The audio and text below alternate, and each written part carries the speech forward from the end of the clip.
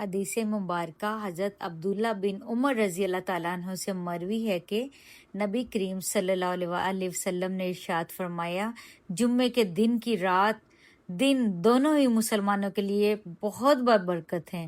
اس دن کی صبح کی نماز سے لے کر جمعہ کی نماز تک کا وقت ایسی گھڑیاں رکھتا ہے جن میں دعا کی قبولیت کے امکانات بہت زیادہ ہوتے ہیں۔ اس دن کو خاص طور پر عبادت اور ذکر و اذکار کے لیے منتخب کیا گیا تاکہ مسلمان اس دن کی برکات سے مستفید ہو سکیں۔ سبحان اللہ، اللہ اکبر۔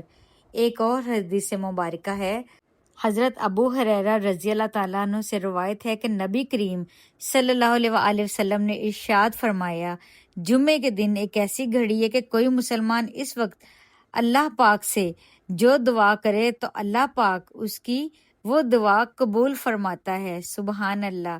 یہ حدیث ہمیں یہ بتاتی ہے کہ جمعے کے دن کی فضیلت بہت زیادہ ہے۔ اس دن کی مخصوص گھڑی میں دعا کی قبولیت کا بہت زیادہ امکان ہوتا ہے۔